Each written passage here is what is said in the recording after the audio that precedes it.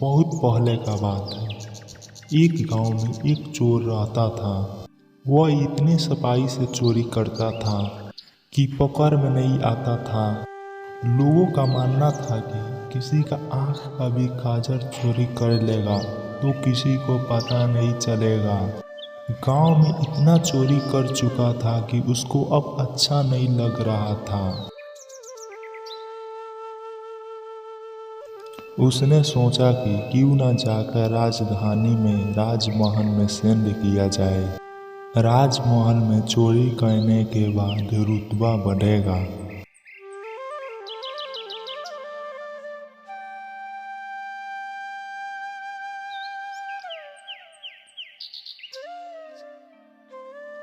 यह सोचकर राजमहल आ गया। अब समस्या यह था कि राजमहल में चोरी कैसे की जाए। वहाँ सुरक्षा में सिपाही 24 घंटे रहते हैं। कई दिनों तक रेकी करने के बाद उसे ध्यान आया कि ऊपर जो घड़ी लगी है वह समय बताने के लिए 24 घंटे बजती है। चोर के दिमाग में एक विचार आया। चोर रात में कुछ लोहे के किले और हथौड़ी लेकर राजमहल पहुंचा और जैसे ही घंटी बजती वह दीवार पर एक कील ठोक देता था। इससे घंटी की आवाज़ हथौड़ी की आवाज़ से दब जाती थी और किसी को पता भी नहीं चलता था। इसी तरह उसने 12 कीले ठोक दिया। उसी कील के सहारे वह महल में डूब गया। वह सोना चांदी चोरी करके भाग गया। अगले दिन जब राजा को चोरी का पता चला तो उसे यह जानकर बहुत हैरानी हुई कि इतनी सुरक्षा के बावजूद भी कैसे कोई राजमहल में चोरी करने में कामयाब हो सकता है। राजा ने नगर में सिपाही बढ़ाने का आदेश दिया और कहा कि कोई भी व्यक्ति रात में घूमता नजर आए तो चोर समझकर पकड़ लिया जाएगा। दरबार में ऐलान के वक्त चोर भी भेष बदलकर मौजूद था। उसने चालाकी से पता लगा लिया कि कौन कौन सिपाही इस काम के लिए चुने गए हैं। उसने उन सिपाहियों का घर का पता लगाया और साधु के रूप में उनके घर पहुंच गया।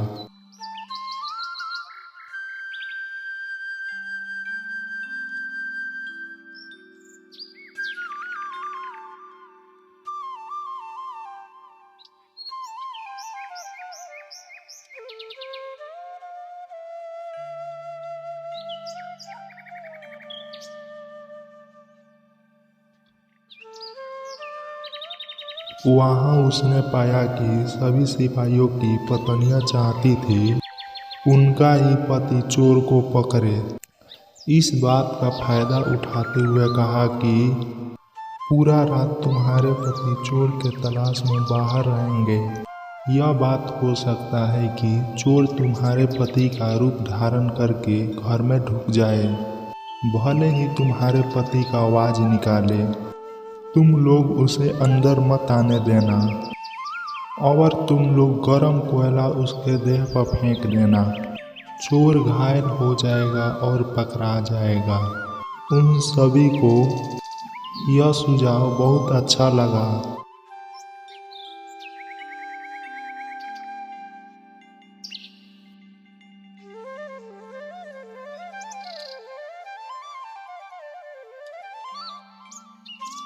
वह सिपाही पूरा रात गप करते रहे और चोर का तलाश करते रहे।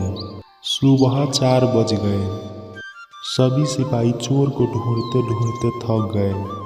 सभी सिपाहियों ने सोचा अब जाकर घर आराम कर लेते हैं।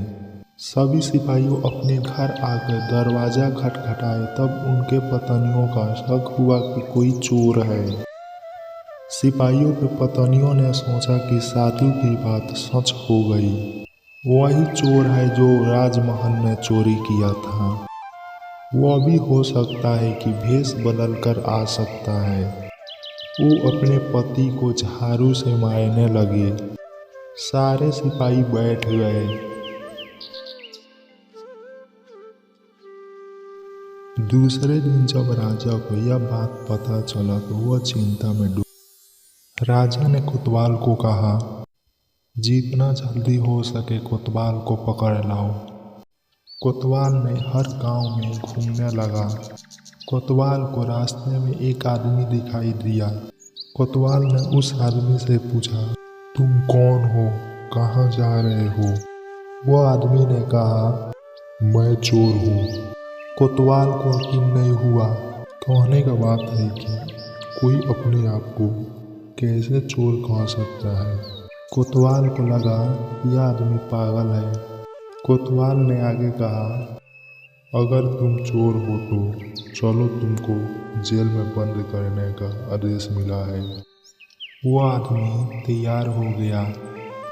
कोतवाल उसे एक कमरे में लेके गया।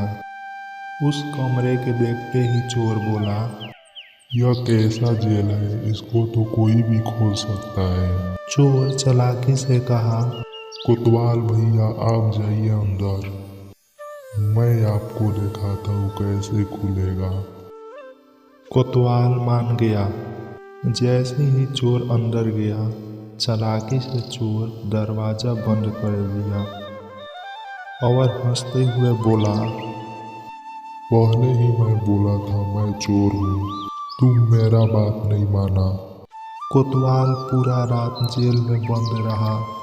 सुबह कोतवाल बाहर आया।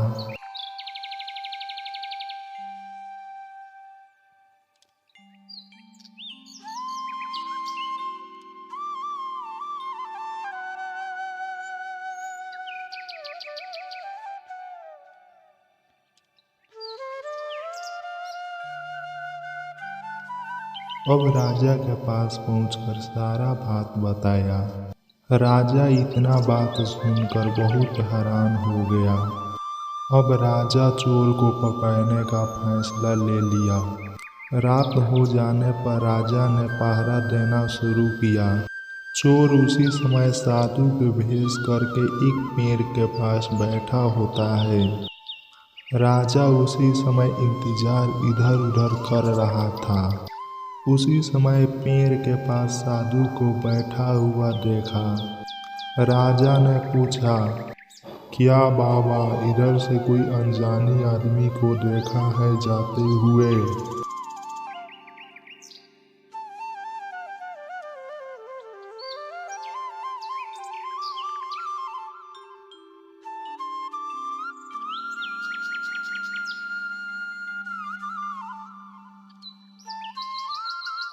साधु के भेष में बैठा साधु बोला, मैं तो ध्यान में था इसीलिए नहीं देख पाया।